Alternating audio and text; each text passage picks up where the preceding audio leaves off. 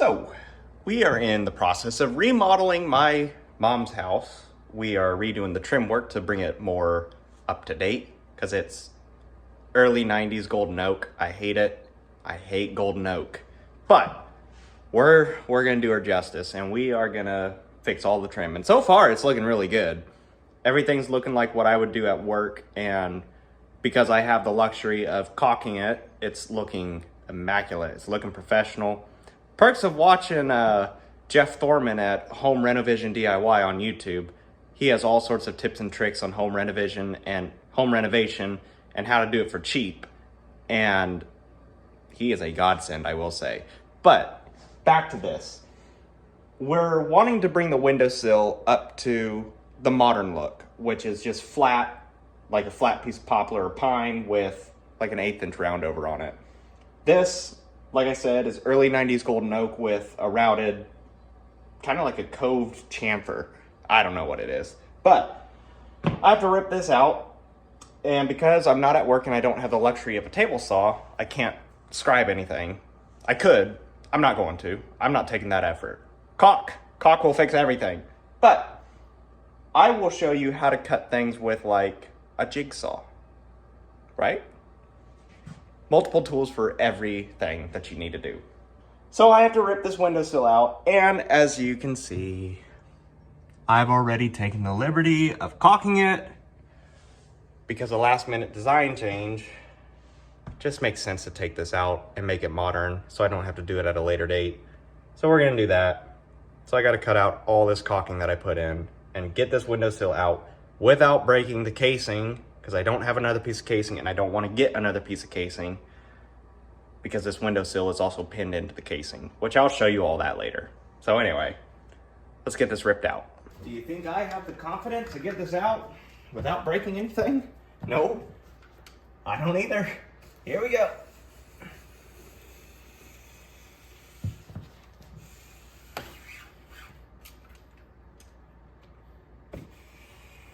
I know what you're thinking. I'm just gonna rip this out anyway. Why do I have to bother ripping at least this back part off? Well, I don't want to break anything. And especially up here, I don't want to rip the paint and have to do more work than I already have to do. So, let's just make things a little easy on ourselves. Okay, and I think, yes, also put caulking under here. I will also, in this video, show you how to caulk this and prep it for paint. But I won't show you the final product until we're done with it. Because I'm not a professional painter, but thanks to Mr. Jeff Thorman, I know how to paint like a professional. And so far, what I've done looks pretty great. Cutting lines around corners so you're not getting paint all over the walls. Yeah, that's how you do it. Okay. I should also mention that I've got this pinned in such a way that it is flat 90 degrees, which I will show you that. I know I made a video about installing windowsills a while ago and I didn't talk through it, but this time I'll talk you through it. Okay, so that was easy. Now, before I get any further, I think I want to cut out more of this caulking that I put on. This will be fine. It's on the underside, but there's a huge bead right there. I wonder if I can do this. Yes! Yes! I love when things come together. Yeah. Ah. That's just dust. Trust me when I say a little prep work goes a long ways. I would much rather spend 10, 20 minutes prepping an area for, I don't know, 5-10 minutes of work rather than having to spend an hour fixing a mistake that I could have prevented. Now, I've already replaced 3 window sills in the kitchen, and from what I've noticed, I don't know if this was like a trend back then, this black fuzzy line you see here is actually like, it's like a weather stripping putty. I thought it was black mold, but it's not. It's some kind of putty, so I'm just gonna leave it. But I am gonna go ahead and just vacuum this area really quick, just get it nice and clean. How do you use this vacuum? There it is. Yeah.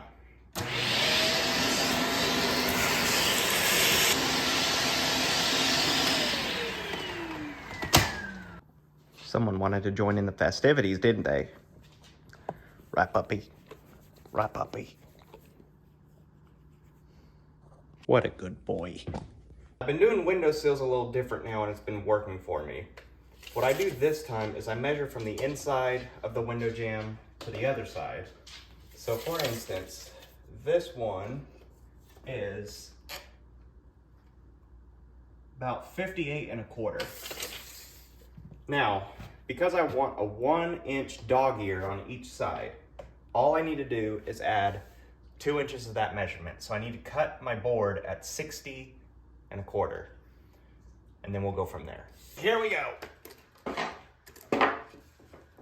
Also, ignore the bandsaw. I tried using that for the windowsills in the kitchen, and the blade is so dull, it's just not gonna work.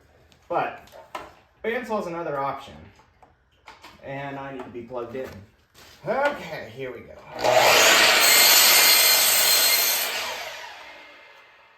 Okay, the next thing I need to do is figure out how much I need to rip my board down to.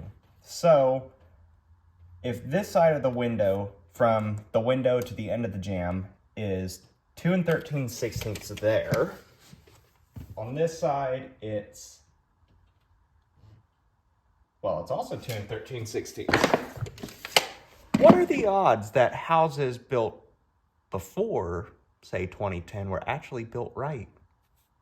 Anyway, so if that's 2 13/16, all I need to do is add 1 inch to the overall measurement, because that'll give me a 1/4 inch reveal past the casing. The casing is 3/4 of an inch thick. Here, I'll make this easier on you. So because the casing's already up, from the window to the end of the casing is it's about 3 9/16. So if I just add 1/4 to that, I get 3 13/16, 1 inch more than what I measured here, right? Simple stuff. It's cold out right now, like below freezing. I don't want to go out into my truck to get my circular saw, but at the same time, I don't know if I want to rip a 5 1/2 inch board to 3 13/16 with the jigsaw.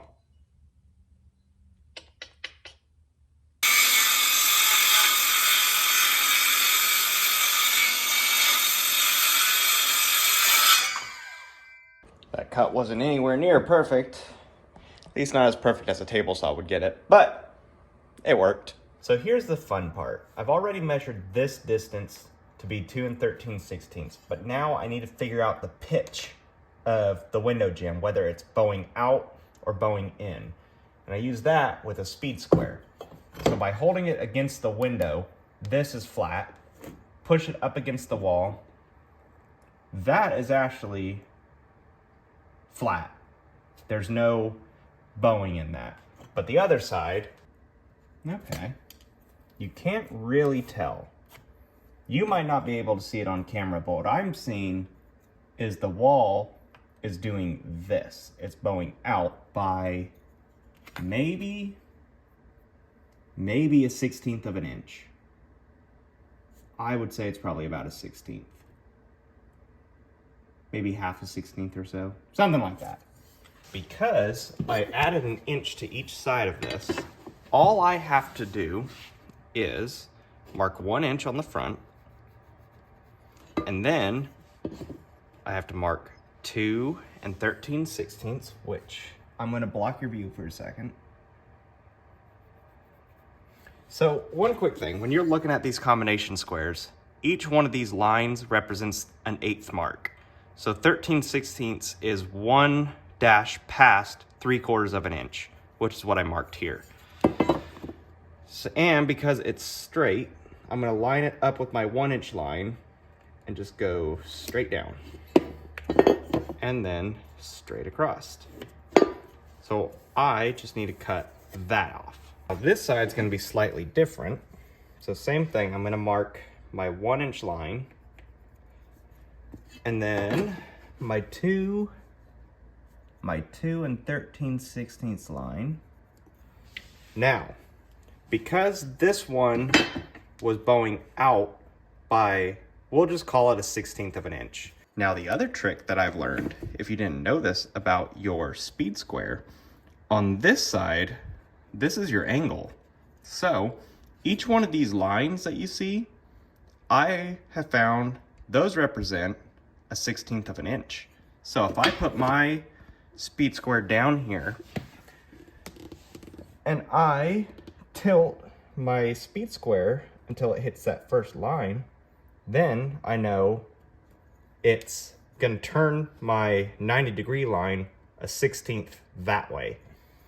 So all I have to do is line my line up, get that lined up with my 1 inch line, and then draw my line. And I'll show you here. Do faint line. So that faint line is my 90-degree line, and the dark line is my 1/16 of an inch tilting that way because the wall is bowing this way. So just like that. Easy stuff. On my last thing, I just need to mark my line there, and we're gonna cut that out. Before we cut anything, we're gonna route these edges though.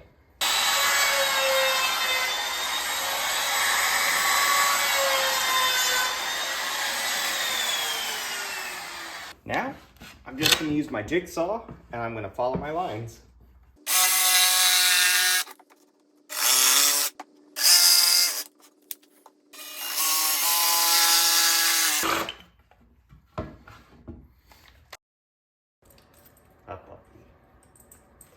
Just a little frustrated. Not because of my work. My work looks good.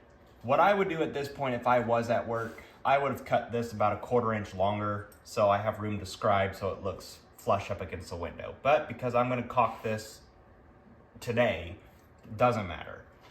What I'm frustrated about is the original carpenter didn't do the dog ears right on the original windowsill. So when I put this piece of casing on, everything shifted over because where it sits right now, I have about an 1/8 inch of a reveal on this side and I have a 1/4 inch on that side. So that means my casing's too long. So I have to take the casing off and cut it down.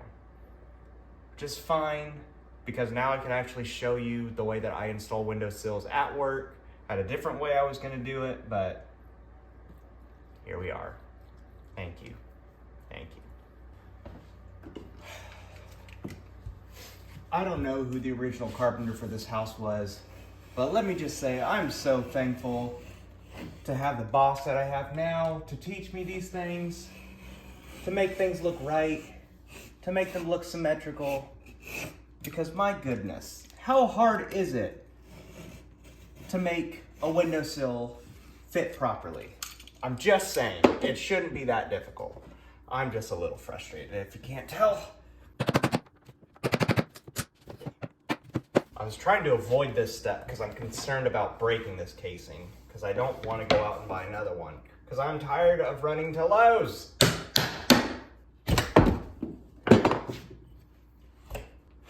So now what I'm gonna do, I'm gonna measure my windowsill again and I'm gonna cut this one a 1/2 inch shorter than the windowsill length. Because if I cut it a 1/2 inch shorter, it'll give me a 1/4 inch on this side and a 1/4 inch on that side instead of an 1/8 inch. Freaking carpenters.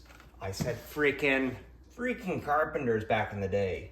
Also using like 16 gauge nails to pin everything in. Like, come on, what are you doing? You don't need that. or golden oak trim. Who likes golden oak? If you still like golden oak, I'm not going to be your friend. I have a little tip here for you. There's a fine line between pulling a nail and breaking it. So if you need to get a nail out, it's honestly just easier to bend the nail until it breaks off. And it's quick. There we go. Okay. If my windowsill measures, it measures 60 1/4, then my casing needs to be 59 3/4, a 1/2 inch difference.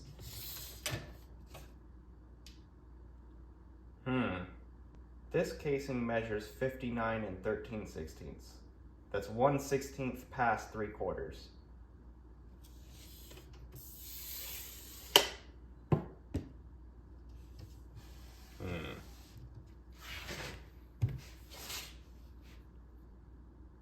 So that tells me exactly what I needed to know. They didn't do the dog ear right. They got the casing length right, but they didn't do the dog ear right. So everything shifted.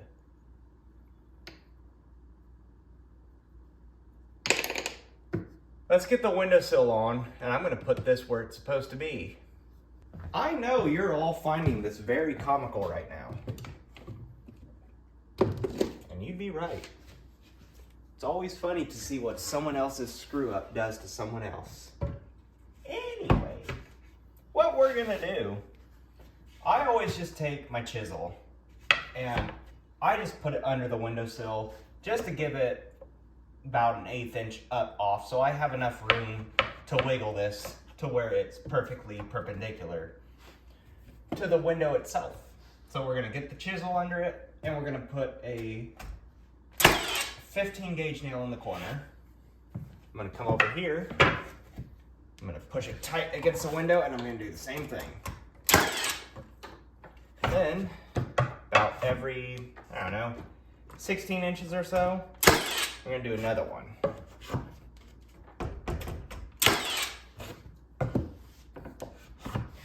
And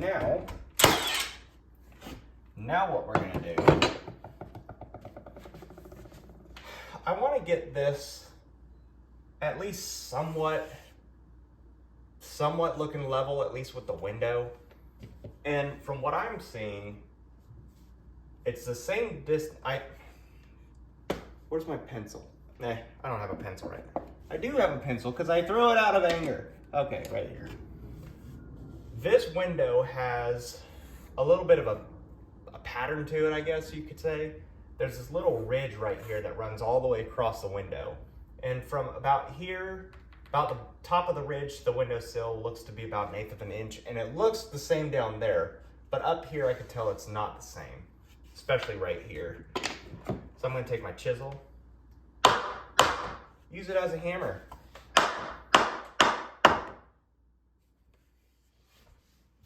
And we're gonna get that roughly, I have my hammer. Get it down roughly to where everything looks about the same.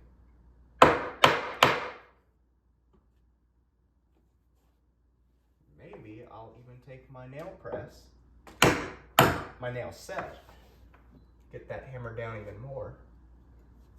Something doesn't want to give, and I think it's right here. Yeah. That's what didn't want to give. I am content with that. So, had some nails there I had to take out. So, now what I'm gonna do, I'm gonna take my casing, hold it up to the sill, and I'm gonna look on both sides, and I'm gonna split the difference to where it's roughly the same on both sides, which it is right there. Now, I'm gonna take my square and I'm gonna use my casing on this side to square up the windowsill itself to the window. So I have to push that up so it's square right there. I'm gonna take my big nailer and 2 nails. Now, I'm going to do the same on this side. Now this one, I need to pull down to right there. Same thing here. Pull it down again. Right there. 2 nails. And now, I'm just gonna go, again, every 16 inches or so. Because I don't know where the studs are here. But there's definitely a 2x4 running right here. So at least the top is getting pinned in. And now, all I need to do is pin the windowsill itself into the casing with a couple 18 gauge nails.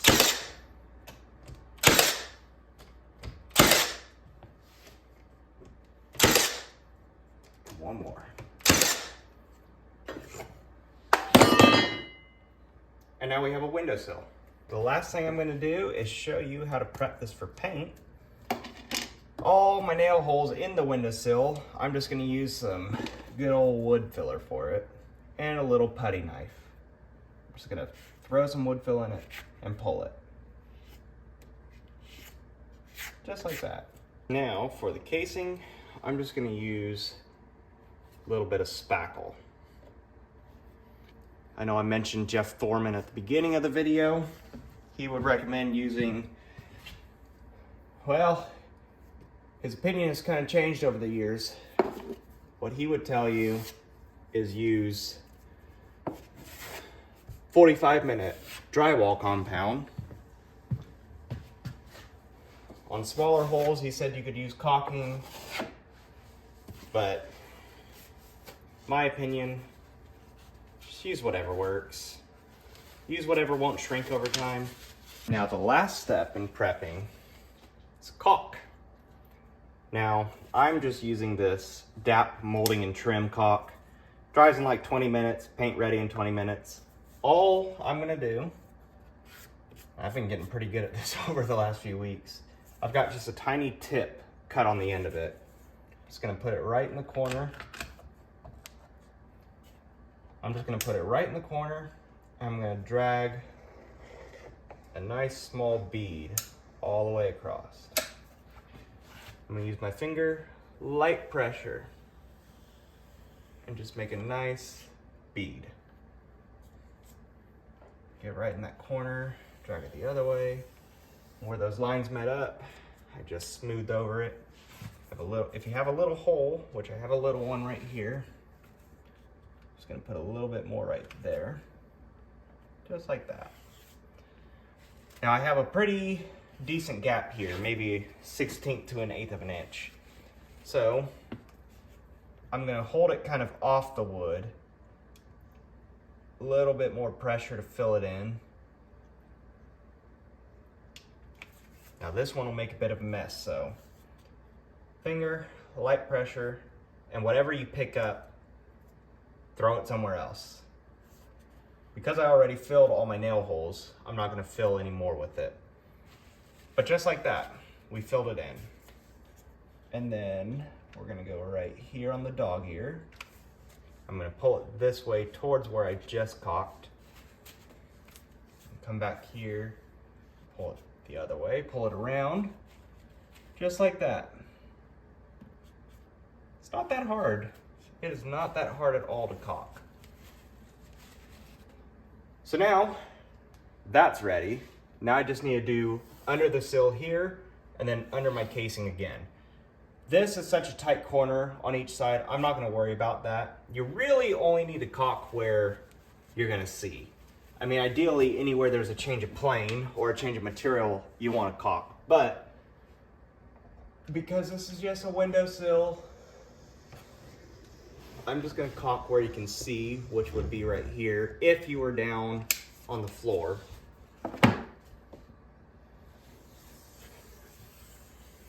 Just like that.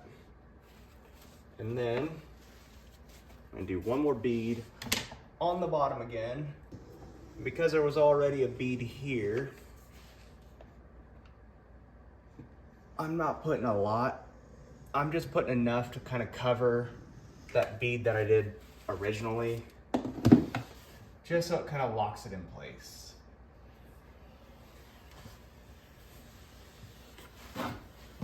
Just like that.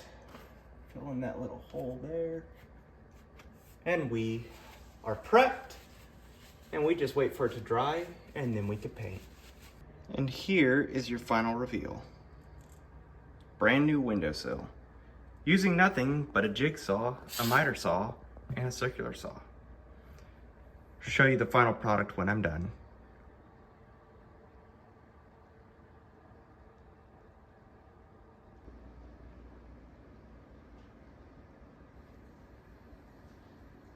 Oh,